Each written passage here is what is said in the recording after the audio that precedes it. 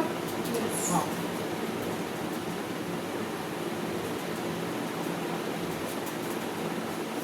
ये भजन संहिता जो पढ़े अपन, हाँ, यहाँ पे तो शुरू में जो पहला वचन है, अपनी बाइबल में देखो या किसी के दिमाग में बैठ जाओ तो देखो, यहाँ लिखा है, हे यहोवा, हे मेरे परमेश्वर यहोवा, मेरा भरोसा तुझ पर। पहले उसको बोल रहा है वो, मेरा भरोसा तुझ पर है। फिर बोलता है, सब पीछा करने वालों से मुझे बचा और छुटकारा दे। पहले क्या बोल रहा है? भरोसा, हे मेरे परमेश्वर यहोवा, है? मेरा भरोसा तुझ पर है। कि नहीं? भरोसा। तो है भरोसा तो आदमी तो फिर बात की बात है, बताने की जरूरत नहीं। मेरे को तेरे को भरोसा। जब आदमी बहुत घबराया हुआ रहता है, बहुत ज्यादा घबराया, तो घबराया हुआ रहता है, तो वो सबसे पहले उसके पास जाता है दौड़ते भक्ति को, उसकी मदद। ये जो प्रभु का दास है, दौड़ते भक्ति किसके पास आए? प्रभु के पास। और किसी के पास नहीं है। दाऊद जो है वो दौड़ते भक्ति प्रभु के पास आया और प्रभु को बोलता है, मेरा भरोसा तेरे ऊपर, और सब पीछा करने वालों से मुझे बचा और छुटकारा दे। हम आते ही नहीं उसके पास। जब हम अच्छे रहते हैं, भले चंगे बढ़िया, खाते पीते रहते हैं, मस्त आराम से रहते हैं, तो क्या करना है? हम मस्त घूमते हैं, घामते हैं, ना प्रभु को कोई लोगों की याद आती है, ना किसी की याद आती है। हम ऐसे दोस्तों को ढूंढते हैं जिनके साथ हम और आनंद, हम ऐसे मित्रों को ढूंढते हैं, ऐसी सहेलियों को ढूंढते हैं जिनके साथ और हम घूम सकें, अच्छा आनंद ले सकें जिंदगी। लेकिन अचानक जब समस्या आती है, जब उनके साथ घूम घूम के सब चीज को हम नाश कर लेते हैं, जब हम करने में डूब जाते हैं, जब हम मुसीबत में पड़ जाते हैं, जब उसी में का कोई दोस्त जो है वो हमको धोखा दे देता है, जब कोई आदमी किसी को मर्डर कर देता है, फिर पुलिस वाले उसको ढूंढते हैं और तुम भी सबके दायरे में आ जाते हो, तुम दौड़ते दौड़ते क्या करते हो? ऐसे ही है दिन। जब आदमी पूरा सुख भोग लेता है ना सब जगह का, जितने चीज को नाश करना रहता है सब नाश कर लेता है, नाश करने के बाद, पूरा भोगने के बाद, पूरा आनंद लेने के बाद जिंदगी का, जब उसको लगता है कि अब मैं हलाकान हो गया, अब कुछ नहीं हो सकता, तो आखिरी में क्या करता है? घबराते हुए प्रभु के पास आता है और प्रभु को क्या बताता है? प्रभु मैं तेरे ऊपर भरोसा। सही बोलता है, आपको पता है पूरा आनंद। लेकिन यहाँ दाऊद ऐसा नहीं है। मैं दाऊद की तुलना अगर हमारे जीवनों से करूं तो हम तुलना के योग्य नहीं, क्योंकि हम जब प्रभु के पास आते हैं और सब चीजों को पा लेते हैं तो हम उसको भोगना चालू करते हैं। जो चीज प्रभु ने हमको उसकी सेवा करने के लिए दिया है, जिन चीजों को परमेश्वर ने हमको इसलिए दिया है कि हम उसके द्वारा परमेश्वर को और महिमा दें या उसके नाम को ऊंचा बढ़ा सकें, तो हम क्या करते हैं? उन संसाधनों का उपयोग अपने सुख भोगने के लिए हम करते हैं।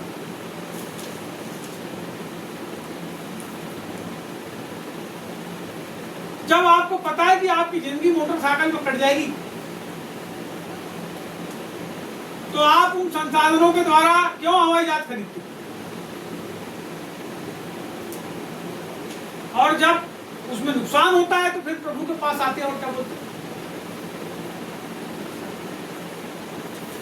अभी थोड़े दिन पहले की बात है, एक हमारे पहचान वाले भाई हैं, उनको एक घर उन्होंने लिए कर्जे में, लोन लेके, और लोन लेने के बाद जो है उन्होंने क्या किया कि दूसरा घर लिया, नहीं उसके बाद एक कार ले ली लोन, 2 जगह 3 जगह किस्त क्या कर रहे हैं? पटा रहे हैं। कैसे पटा रहे हैं? लोन में। और लोन पटाना है तो किसको परेशान करेंगे? अपने आसपास के दोस्तों को कि ला भैया थोड़ा 5,000 के दे, अरे 3,000 के दे, अरे 10,000 है क्या? क्योंकि वो लोन मांगने वाला जब आएगा तो कार उठा के, फिर क्या किए? 2 चीज तो लोन में थी, उनने एक घर और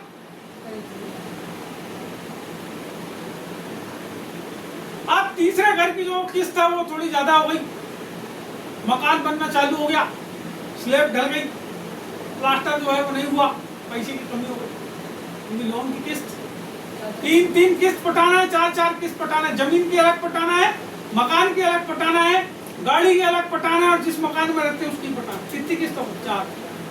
कहाँ से लाओ? अरे भैया, साइकिल पे चलने वाले आदमी थे ना, किराए के घर में रहने वाले। क्यों लोन लिए? आपको पता है जो लोन है ना, शैतान की एक बहुत बड़ी जालसाजी। मैं सच्चाई बता रहा हूँ। जैसे कोई आदमी गिरवी रखता है ना सामान, तो शैतान के जाल में फंसता है। मैं आपको बताता हूँ, यदि आप बैंक वालों से लोन ले रहे हो, यदि आप मोटरसाइकिल लोन ले रहे हो, यदि आप कार लोन ले रहे हो, आपको मैं बता रहा हूँ, बाइबल कहती है, व्यवस्था वर्णन की किताब 28 अध्याय, कि तू उधार लेगा कि देगा? लेगा कि? और तुम प्रभु के आदमी हो गए, दूसरे लोगों से जिनका प्रभु से कोई ताल्लुकात नहीं है, उनसे क्या कर रहे हो? उनके तुम गुलाम बन रहे हो, क्योंकि तुम जब आएगा तुमको हौजी हौजी बोलना पड़ेगा। अभी ये शैतान की चाल, मैं उस जगह पे ले जा रहा हूँ आपको जिस जगह पे ले जाना चाहता हूँ। प्रभु के लोग जो हैं, जो परमेश्वर के लोग हैं, आज बहुत लोग घबराए हुए, आज बहुत लोग घबराए हुए हैं। क्यों? क्योंकि उनका भरोसा परमेश्वर पर, उनका भरोसा अपने रिश्तेदारों पे, अपने घर वालों पे, अपने दोस्तों पे, अपने यारों पे, अपने साथ समय बिताने वालों पे, या कोई आदमी 2-4 और भाग खिला दे उसके ऊपर आदमी का क्या रहता है।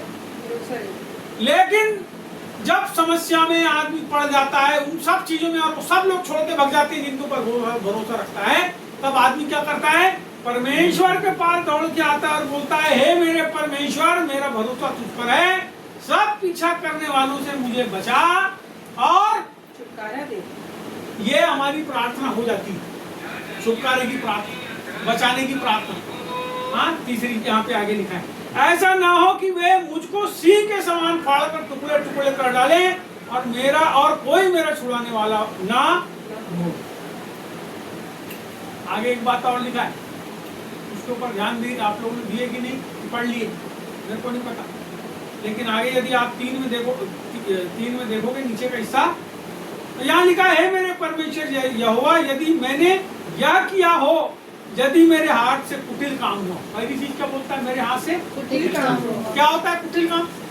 कुटिलता पूर्वक, राजनीति पूर्वक, साजिश पूर्वक। एक ही घर में 4 आदमी रहते हैं, एक दूसरे के खिलाफ क्या करते हैं?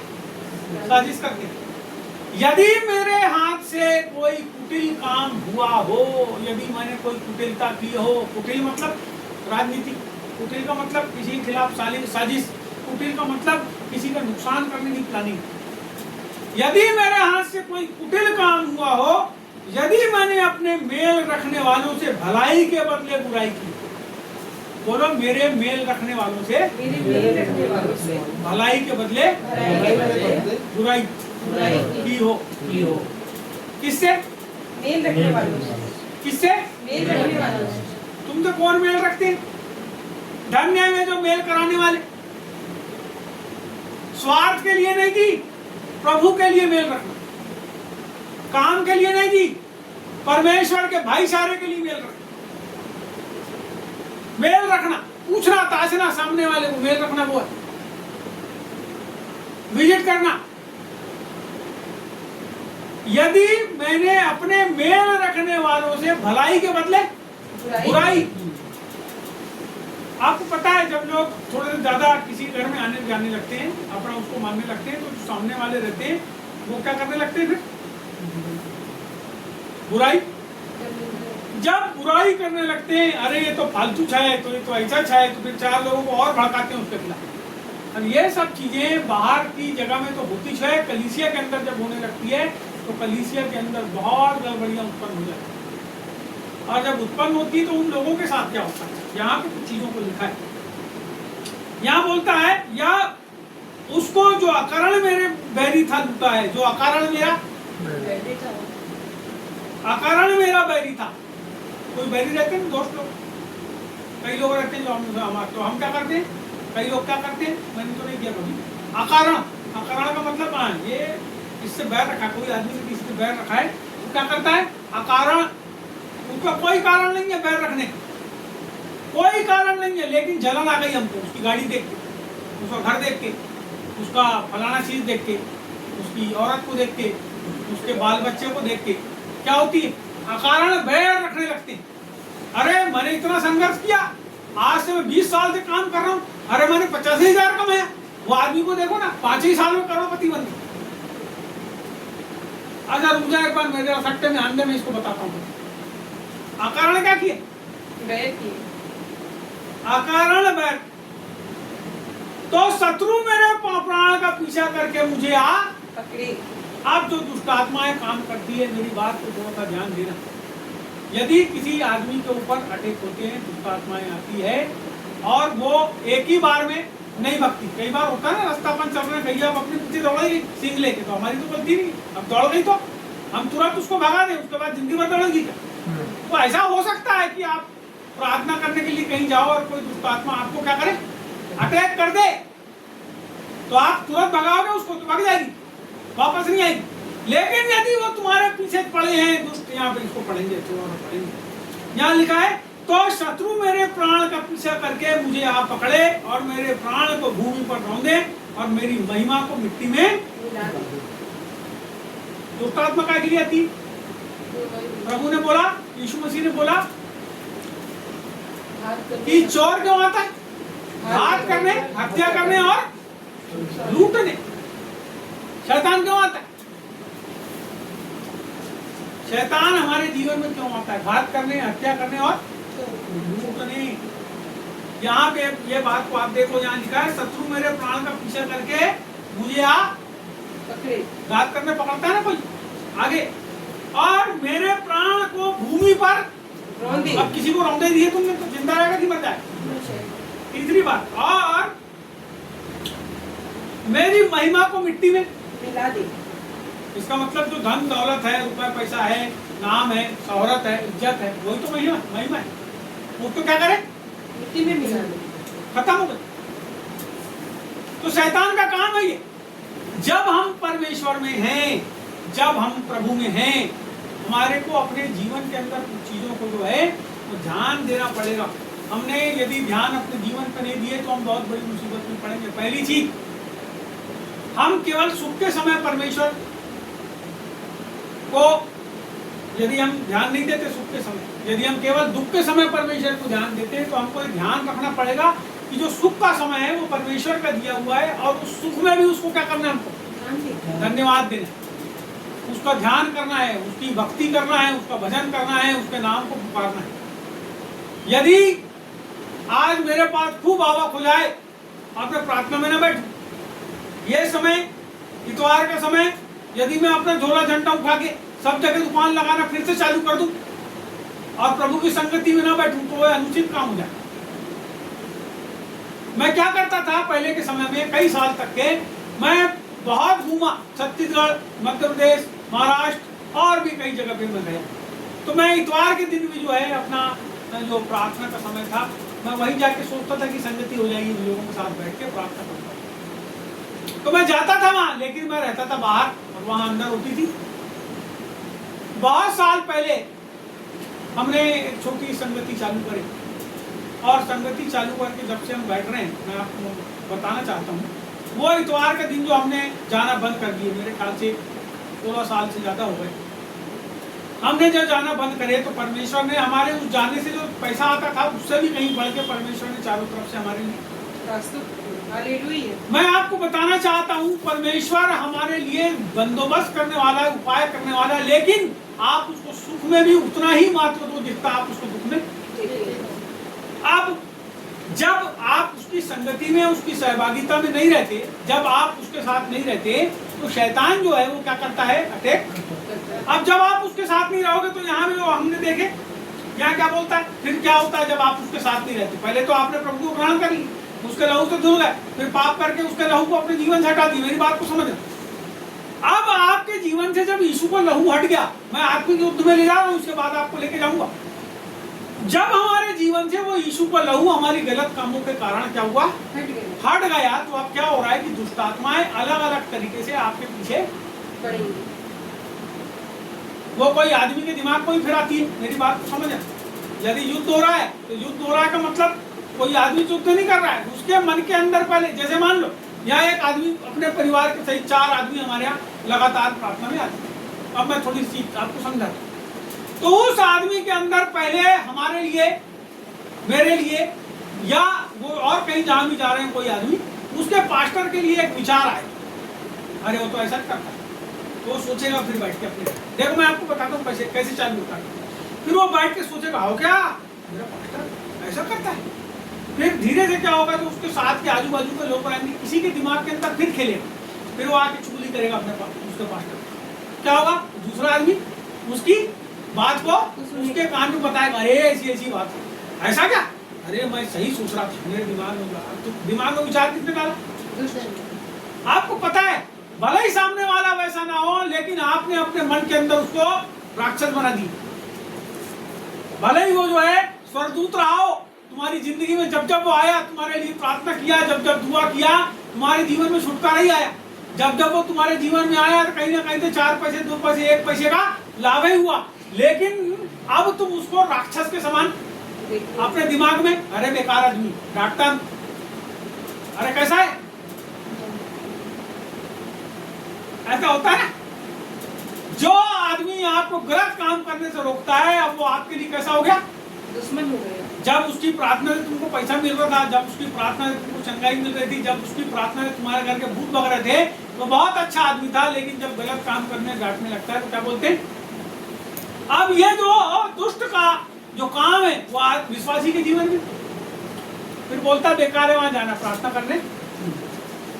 जब वो नहीं आता, देखो आता है तब तक ठीक है, आता है तब तक कहीं ना कहीं मेल मिलाप का आत्मा काम कर रहा है। लेकिन वो जैसे ही अपने मन के अनुसार, शैतान के विचार के अनुसार काम करता है, देखो अब यहाँ खेल चालू हो जाता है।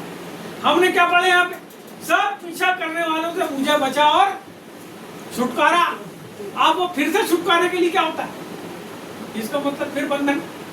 छुटकारे का मतलब क्या है, बंधन। यहाँ क्या हो रहा है, अब ऐसे लोग उसके जीवन के अंदर आ रहे हैं जो उसको टुकड़े टुकड़े कर डालना चाह रहे हैं। अब वो समस्या में पड़ जा रहा है। तो इसके लिए परमेश्वर हमारे जीवन के अंदर उपाय करता है। इस समय हम देखेंगे यशायाह की किताब और उसका 41वां अध्याय, 41 अध्याय, और कोई मेरे साथ इसको पढ़ दीजिए, 9, 10, 11 और 12। यशायाह की किताब 41 अध्याय 861 नंबर का पेज। तू जिसे हाँ। मैंने पृथ्वी के दूर दूर देशों से लिया, हाँ। और पृथ्वी के छोर से बुलाकर यह कहा, हाँ। तू मेरा दास है, हाँ। मैंने तुझे चुना है और तजा नहीं। आप रुको, यहाँ पे एक बात है, परमेश्वर बोलता है कि मैंने तुझे पृथ्वी के दूर दूर के देशों से लिया, ले लिया। बोलो मेरे को, मेरे को परमेश्वर ने पृथ्वी के दूर दूर के देशों से लिया है। मैं प्रभु का हूँ, मैं प्रभु का हूँ। आगे आप बोलिए, और उसने मुझे चुना है, और उसने मुझे चुना है, और बुलाया है, और छोड़ा नहीं।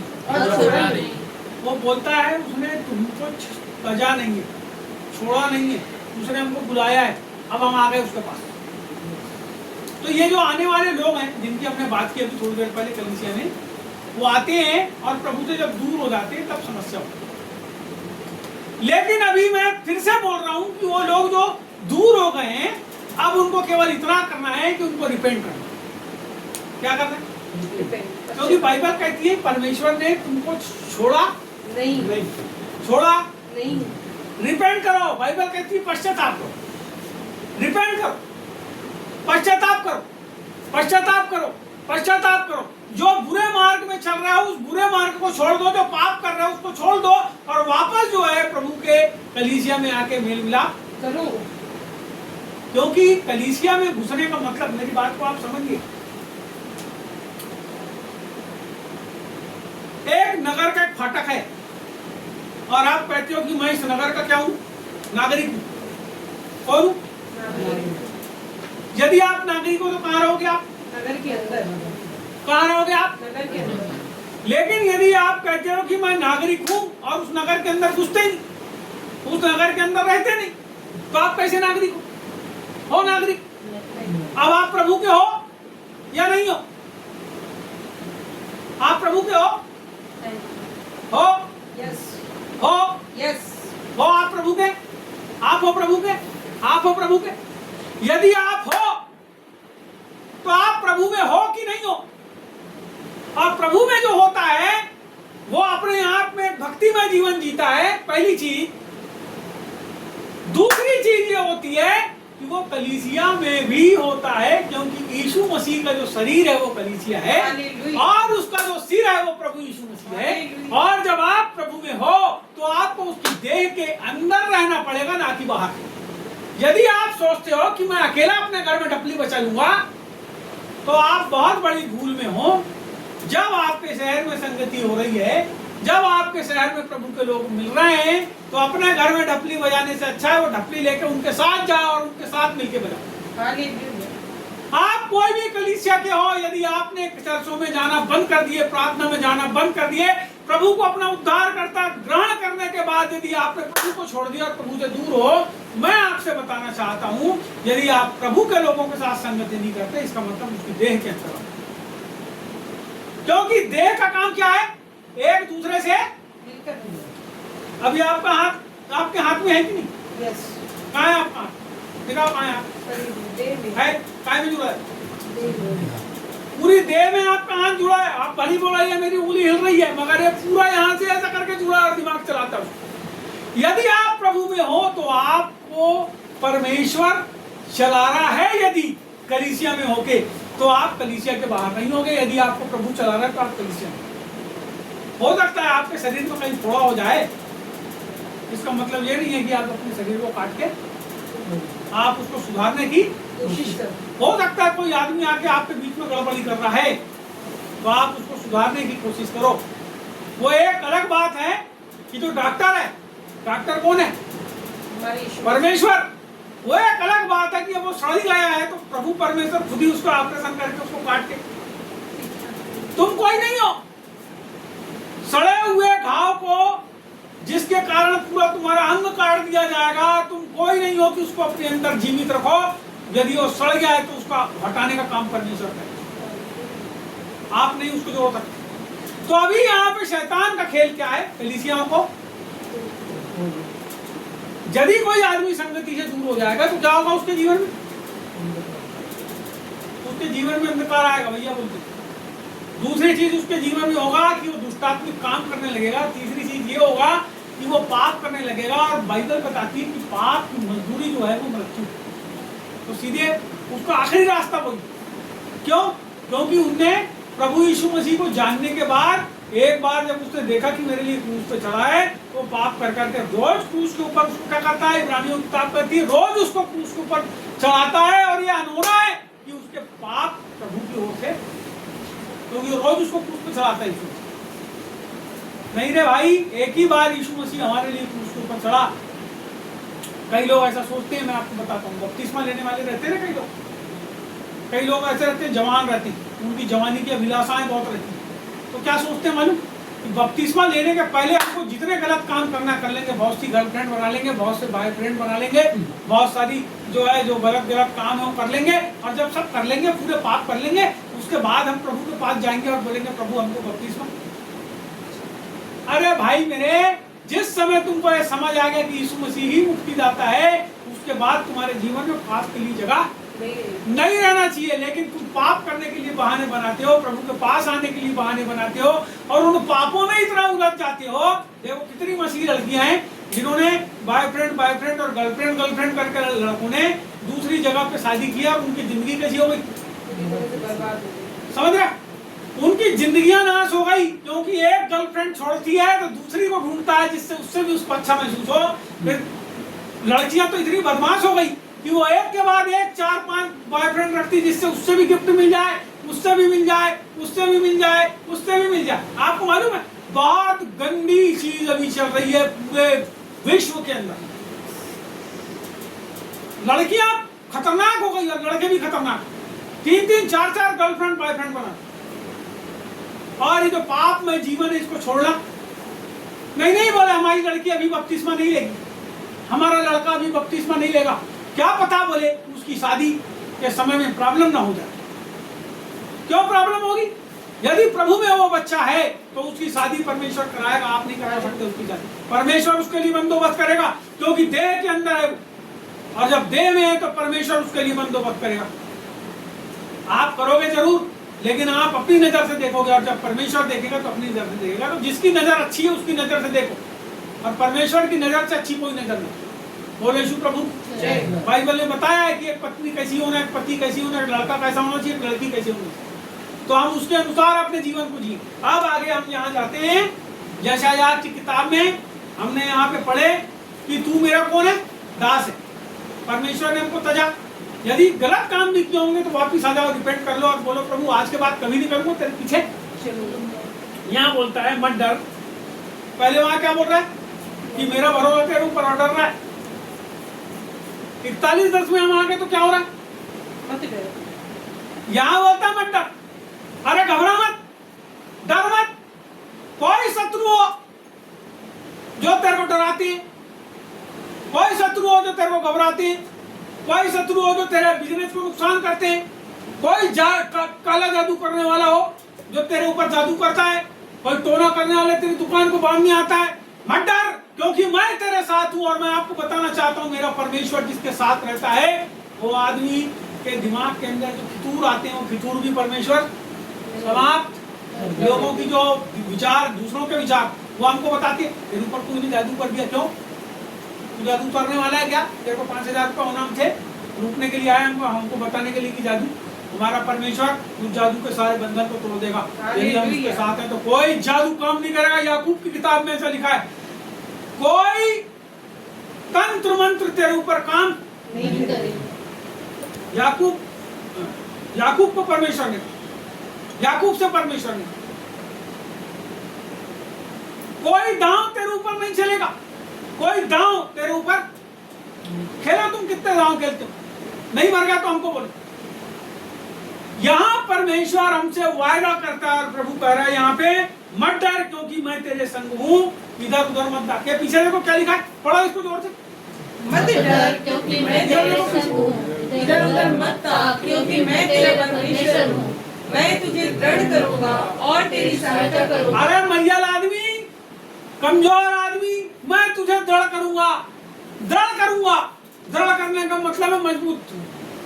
यदि तू कमजोर है, यदि तू लाचार है, यदि तेरे पास कुछ नहीं है, यदि कोई तेरे को नहीं पूछता, तो मैं तेरे को क्या करूंगा? दृढ़ करूंगा। हालेलुया। और तेरी सहायता करूंगा। क्या करूंगा? सहायता करूंगा। क्या करूंगा? सहायता करूंगा। तो इसलिए वचन संहिता में लिखा है कि मेरी सहायता यहोवा की ओर से आती है। अब आगे क्या बोला उसी को देखो, पढ़ो। अपने धर्म में दाहिने हाथ से मैं तुझे संभाले रहूंगा। कौन संभालेगा हमको? परमेश्वर। हम किसके पीछे जाते? संसार के लिए। बताओ, आप अपने अपने अनुभव से बताओ, आप किसके पास जाते हो किसी चीज की जरूरत होती है? आपके पास अनुभव है, आपकी तबीयत खराब हुई, आप कितनी देर बैठ के प्रभु के पास प्रार्थना करें? यदि अटैक हुआ आपके ऊपर तो आप कितनी देर बैठ के प्रार्थना करें? अटैक भी इसलिए होता है कि हम मजबूत हो जाए। हमारे साथ प्रभु है कि नहीं, तुमको पता कैसे चले? तुमने प्रार्थना ही नहीं की, तुमने गोली खाई। बोला तो यह था कि तुम प्रार्थना भी करते और गोली भी। कोई बात नहीं, प्रभु ने बोला जहां बीमार है वहां बैठ की। आप प्रभु की बात को नहीं टालते जी, गोली खा के दवाई खा के। लेकिन आपका भरोसा परमेश्वर के ऊपर होना चाहिए कि मेरा परमेश्वर मेरे लिए मार्ग निकालेगा। हर एक दुष्ट आत्मा की शक्ति मेरे बस में, आप बोलो ना जी। लू पर रचित सुसमाचार 10वां अध्याय और उसका 19 पद, देखो मैंने तुम्हें सांपों और बिच्छुओं को और शत्रु की सारी सामर्थ पर, तुम्हें शत्रु से कोई हानि नहीं होगी। फिर तुम हानि से डरना, यह बोलता मत डर। बाइबल 365 बार बोलती मत डर, लगे तो 366 बार बोलती मत डर। 365 दिन वाले 365 बताते, मैं 366 बता, और ढूंढोगे तो 366 तक। हमारे जीवन के अंदर डर है, भय है शत्रु का बहुत कि हमारा नुकसान करेगा। अरे फलानी जगह जाएंगे तो ऐसा हो जाएगा, अरे वहां जाएंगे तो आदमी मार। आप प्रार्थना क्यों नहीं करते मेरे को ये बताओ? आप प्रभु के साथ संगति क्यों नहीं करते ये बताओ? जब आप प्रभु के साथ संगति नहीं करोगे तो आप उससे दूर होगे। जब आप प्रभु के लोगों के साथ मेल जोल नहीं करोगे तो आप कलीसिया से बाहर रहोगे। इसलिए एंटर करो, कलीसिया के अंदर एंटर करो, कलीसिया के अंदर एंटर करो। और जितने लोग बाहर हैं आज पूरे लोग समस्या में। पढ़े ना आपने भी भजन संहिता कौन था? 17 7 भजन संहिता 7, उसको पढ़ो आप। जितने लोग परमेश्वर की शरण में नहीं है, जितने लोग गलत काम कर रहे हैं, आज सब के सब समस्या के अंदर। आपको पता है, हम एक आदमी के घर गए, वो आदमी कहता है हमारी मिसेस के लिए हाथ रख के प्रार्थना कर दो। अब 50-60 दुष्ट आत्मा वो तुमने पहले से ही आमंत्रित करके रखे हो किसी के शरीर के अंदर, और खूब सी दुष्ट आत्मा उसके जीवन में काम कर रही है। अब एक आदमी एक दिन प्रार्थना करे, कैसे दुष्ट आत्मा निकाल दे? बोलो यीशु मसीह जय। ये कमरे को बंद कर दो आप पूरा, ये जो कमरा है भैया बंद कर दो ना, ये कमरे को आप पूरा बंद कर दो और लाइट भी आगे काट दो, उजाला होगा? उसके लिए क्या करना पड़ेगा? क्या करना पड़ेगा? उसके लिए पहले कनेक्शन लगाना पड़ेगा, भले दरवाजा बंद हो। पहले कनेक्शन चालू करके लाइट चालू करना पड़ेगा, उजाला हो जाएगा। फिर दरवाजा खोलोगे तो बाहर का उजाला है। पहले अंदर का उजाला, फिर बाहर का उजाला। जो अंधा था, अंधा बाहर के उजाले में था कि नहीं था? एक अंधा आदमी बाहर के उजाले में रहता है कि नहीं रहता? इसका मतलब अंधे को किस चीज की जरूरत है? अंदर का उजाला। तुम बाहर कितनी भी शक्ल जान कर लो, कितना अच्छा अपने आप को लोगों को दिखा दो, अंदर से दुष्ट हो तो फिर बाइबल कहती है जो दिया है, दिया वो तेरी क्या है? दिया किसको बोला? बोलो आंख। शरीर का दिया, शरीर का दिया आंख है। आप तुम किस चीज को ग्रहण करते हो? कितनी देर बाइबल पढ़ते हो? कितनी देर बाइबल पढ़ते हो? तुम अपनी आंख से दिए इसके अंदर किस चीज को अंदर ले रहे हो? दिए का काम क्या है? उजाला देना। तुम्हारे शरीर को उजाला कौन देता है? आंख। तुम्हारी आंख, क्योंकि दिया कौन है? और दिए का काम क्या है? उजाला देना, दिखाना। दिखाता है वो उजाला देके। तो आपको ये वचन यदि आप उस उजाले में देखना चालू करोगे तो आपका केवल दिया ही नहीं वरन तुम्हारा पूरा शरीर प्रकाशमय हो जाएगा। पूरा शरीर प्रकाशमय हो जाएगा। आपको पता है दुष्टात्मा सबसे ज्यादा किससे डरती है? बताओ किससे डरती? बताओ किससे डरती? बताओ किससे डरती? यीशु के नाम से प्रकाश। परमेश्वर की जो आग है ना, बोलो परमेश्वर की आग। परमेश्वर की आग। यदि परमेश्वर की आग आपके अंदर रहती है, और वो आग कैसे आती है? प्रार्थना और वचन के द्वारा। प्रार्थना और वचन के द्वारा। मेरी बात को समझना, जब आप आंख बंद करके प्रभु से प्रार्थना करते हो, स्वर्ग का दरवाजा आपके लिए खुलता है, वो उजाला प्रभु का उजाला, प्रभु की आग आपके जीवन में आती है। जब वचन आप पढ़ते हो तो कैसा परमेश्वर हमारे जीवन के अंदर चाहता है, उसके अनुसार जीवन जीना प्रारंभ कर दे। तो जब आपके अंदर आग आ जाती है, मेरी बात समझना, जब वो आग आपके अंदर आ जाती है तो जो दुष्ट आत्माएं रहती है वो यदि आपको आके छूती है, वो किस चीज को छूती है? और मैं आपको बताऊं, प्रभु की जो आग है और दुष्ट आत्माएं हैं, उनके बीच में स्वतः दूरी हो जाती है, क्योंकि दुष्ट आत्माएं अंधकार। मेरी बात को समझना, अंधकार है। जब आग के अंदर कोई भी चीज, आप अपने हाथ को डाल के देखना, आग जल रही है तो आपको पता चल जाएगा क्या महसूस होता है। उसी प्रकार से दुष्ट आत्माएं ज्वालामयी एक तलवार का वर्णन है बाइबल के अंदर। यदि आपको परमेश्वर अपने दूतों को पवन, परमेश्वर इब्रानियों की किताब पहला अध्याय, परमेश्वर अपने दूतों को, बोलो पवन, और अपने सेवकों को धधकती आग। आप कौन हो? अरे अभी तो विश्वासी नहीं हो अच्छे से।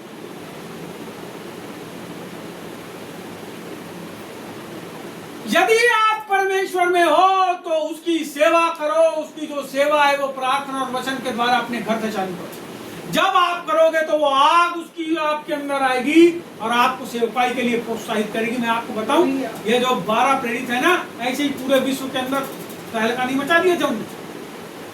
जब पवित्र आत्मा की आग, प्रार्थना में बैठे थे और जब पवित्र आत्मा की आग उनके ऊपर उतरी, वो सारे के सारे पवित्र आत्मा से भर गए और अद्भुत रीति से अन्य भाषा को बोलने लगे। सुनिए, मैं आपको बताना चाहता हूं, जब आप प्रभु के पास पाने के लिए बैठ जाओ कि प्रभु मेरा जीवन तेरा है और मैं अपना जीवन तेरे अनुसार जीऊंगा, मैं आपको बताना चाहता हूँ वो समय होता है जब प्रभु की आग उतरना चालू होती है।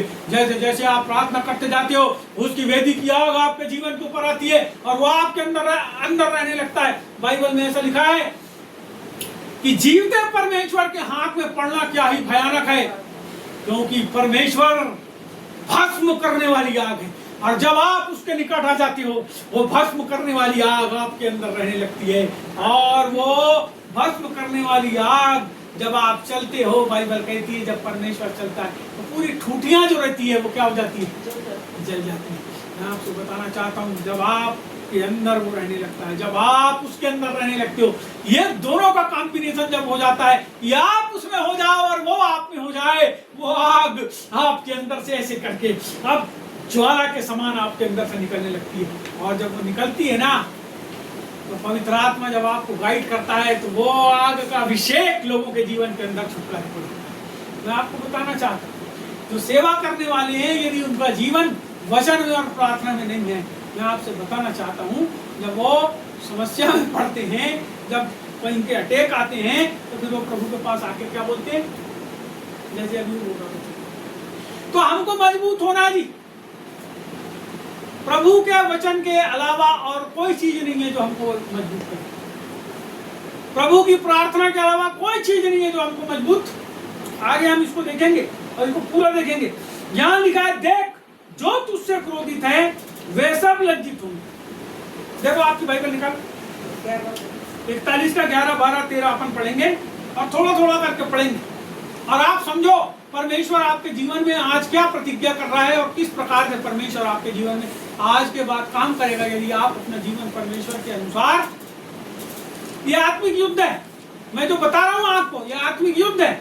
आपको लड़ना पड़ेगा और आप जीतोगे। जी बोलिए, पढ़िए पढ़िए पढ़िए, कोई भी पढ़िए। देख जो तुझसे क्रोधित हैं, वे सब लज्जित होंगे।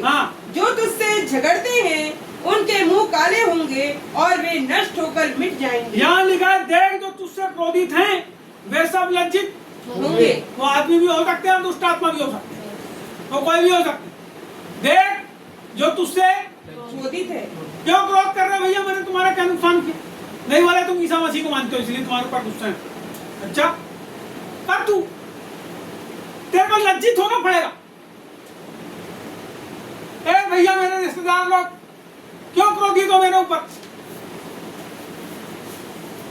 अरे तुम हमारे घर में आते नहीं, जैसा हम काम करते हैं वैसा तुम करते नहीं, तुम इज्जत मसीह करते हो, इसलिए हम तुम्हारे ऊपर गुस्सा है। अच्छा लज्जित हो। मेरा परमेश्वर मेरे से वायदा करता है कि परमेश्वर क्या करेगा, उनको लज्जित करेगा, लज्जित करेगा, लज्जित करेगा, लज्जित करेगा, लज्जित करेगा। मैं आपसे बताना चाहता हूँ, जब आप युद्ध में हो, परमेश्वर आपके विरुद्ध उठने वाली सारी शत्रु की सेना को हराएगा, उनको आगे बढ़ो। जो तुझसे झगड़ते हैं उनके मुंह काले लिखा है, जो तुझसे झगड़ते हैं उनके मुंह काले होंगे और वे नष्ट होकर मिट जाएंगे। झगड़ने वाले कौन होते? ये जो आजू बाजू वाले झगड़ते हैं, वो झगड़ते इसलिए हैं कि जो तुम्हारे पास है हम उसको नाश। आपको पता है पहले के समय में जो शत्रु रहते थे वो क्यों युद्ध करते थे? तुम्हारा सामान छीनने के लिए, तुम्हारी शांति छीनने के लिए, तुम्हारे बाल बच्चों को मारने के लिए। यहाँ लिखता है, वे जो तुझसे झगड़ते हैं उनके मुंह काले होंगे, उनके मुंह काले होंगे और वे नष्ट होकर मिट जाएंगे, नष्ट होकर मिट जाएंगे। मैं घटना बताता हूँ, बहुत सारे लोग ऐसे, बहुत सारी घटनाएं। 2 घटना बता दूं अब बीच की। एक आदमी था, इधर सेवा करने जाता, मिलवा दूंगा अगली बार कभी प्रभु ने चाहा। जब जाता था तो वो गांव के आदमी ने बोला, वो यहाँ आएगा तो उसको बहुत मानना, प्रार्थना करने आएगा तो ये आदमी को पता चला वो बात कि वो मेरे को मारने वाला है, तो ये अपने घर में रुक गया और प्रार्थना करा उसने प्रभु से। और प्रार्थना करने के बाद उसने गांव के लोगों को बोला कि मैं 3 महीने के बाद आपके गांव में, उसको जो भी है प्रार्थना वो 3 महीने तक वहाँ वो गांव में। लेकिन आजकल के लोग क्या करते हैं मेरे को पता, आप बोले रोकता है और आएंगे क्या करना कर ले, अब प्रार्थना नहीं करते। अब इसने क्या किया, बोलो प्रार्थना की, क्या किया, आप क्या करते हो जब समस्या में आते हो, करते हो प्रार्थना? ये कुंद हो जाता है दिमाग जब समस्या आती है। आपको जीतना है प्रार्थना करना पड़ेगा, आपको युद्ध जीतना है प्रार्थना करना पड़ेगा, आपको युद्ध जीतना है रणनीति सीखना पड़ेगा। बाइबल सिखाती है रणनीति, कुछ नहीं सिखाएगा। ये सब संसार की पूरी रणनीति फेल है इसके सामने, क्योंकि इसी से सब रणनीति निकली। 3 महीने में क्या हुआ कि लगभग 2 महीना 2.25 महीना हुआ, और वो जो आदमी था जिसने उसको बोला था कि आएगा तो मारूंगा, अचानक उसके लड़के का एक्सीडेंट हुआ। तो उसके दिमाग से ये बात ही निकल गई कि मैं उसको मारूंगा और पकड़ूंगा और फलाना करूंगा ढूंढा करूंगा। और ये आदमी फिर से जाके वहां सेवा करने लगा। दूसरी घटना सुनो, हमारे गंगानगर की घटना वाला घाट, उस समय उतना वहाँ पे जो बनाए सब घर द्वार आसपास के उसके नीचे वहाँ थोड़े से घर, तो उस जगह में एक जादूखोर आया, बहुत जादू करता था और कई लोगों को परेशान, कोई तो बैल मार दे, कोई तो ढोर मार दे, कोई तो कुछ मार दे।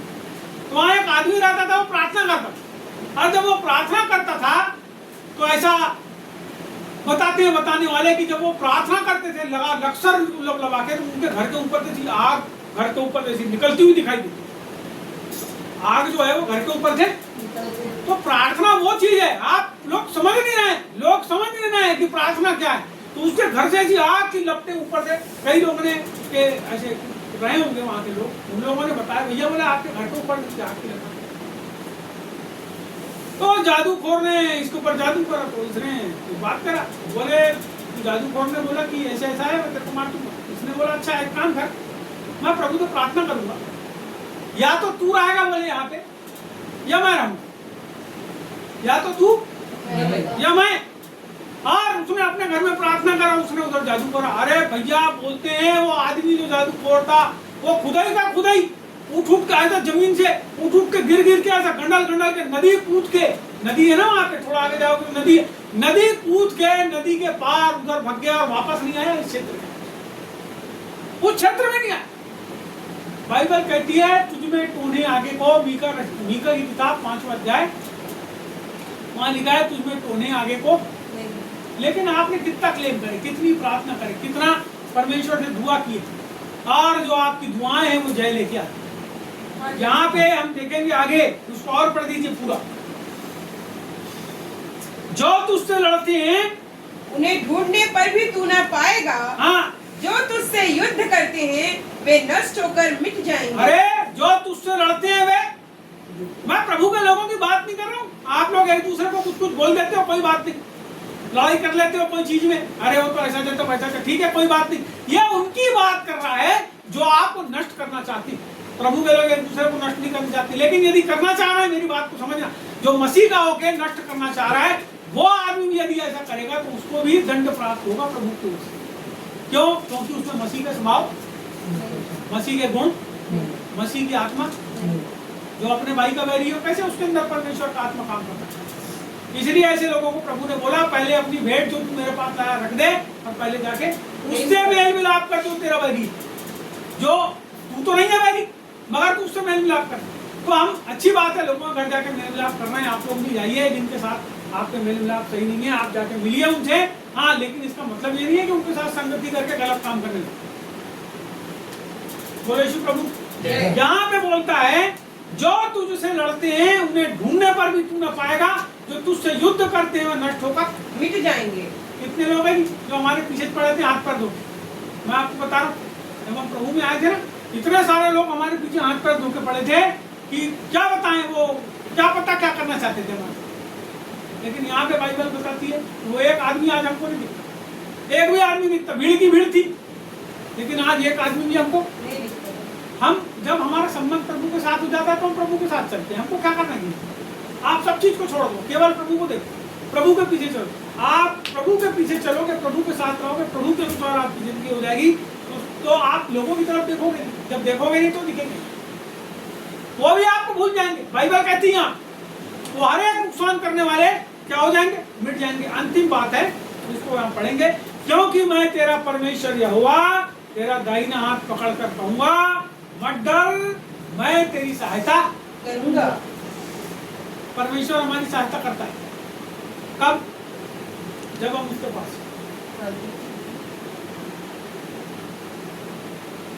आपने कभी देखे हो अपने घर में, देखे भी होंगे, आपके घर में आपके छोटे छोटे बाल बच्चे रहते हैं, थोड़े बड़े भी रहते हैं, जवान भी हो जाते हैं। जब वो दुखी रहते हैं तो आप क्या करते हैं उनके पास जाकर? नहीं, क्या करते हैं उनके पास जाकर? तो दुखी बैठे तो क्या करते हो? जाके उनका हाथ पकड़ते हो, मुंडी में हाथ फिराते हो, क्या पूछते हो, क्या हो गया बेटा, बता ना, क्या हो गया रे, बता ना, और बड़ी मत बता। मगर माँ बाप क्या करते? पूछते थे उनके पास जाकर और कोशिश करते हैं कि वो जिस समस्या में पड़ा है उससे।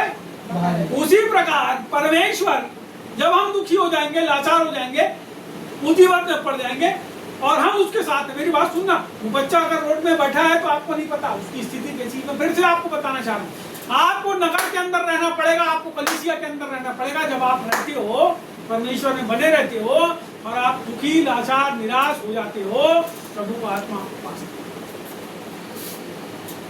और आके आपको सांत्वना देता है। वो कहता है, मैं तेरा दाहिना हाथ पकड़ के कहूंगा, मत डर, तेरी सहायता करने के लिए मैं तेरे। कोई नहीं करेगा सहायता, प्रभु करेगा। जब कलीसिया में रहोगे तो लोग लो लगा के प्रार्थना करेंगे, किसी की कोई खोज खबर नहीं होती, उसके लिए हमको प्रार्थना करना। आत्मिक युद्ध लड़ना है, बगैर प्रार्थना के परमेश्वर की आग नहीं आती, बगैर वचन के प्रभु की आग काम नहीं करती। मैं आपसे बोलना चाहता हूँ, अपने जीवन को प्रभु के पास रखें। जहाँ कहीं हम प्रभु से दूर हैं, रिक्त हैं, हमको ऐसा लगने लगा कि अब हम घबराहट में, परेशानी में, निंदा में, लाचारी में, कमजोरी में, आप प्रभु के पास वापस आ जाइए। जहाँ भी आपने गलत किया है, जो भी पाप किया है, उसको छोड़ दीजिए, प्रभु के पास आइए। परमेश्वर कहता नहीं करेंगे पश्चाताप करो। जब आप उसके पास आते हो, बाइबल कहती है, उड़ाऊ पुत्र के समान वो आपको एक छल्ला पहनाएगा। सुनिए मेरी बात, एक छल्ला पहनाएगा और आपको अपने गले से। तो हमारा परमेश्वर इतना महान है, हमारे साथ एक काम करना चाहता है। आइए हम प्रार्थना करें।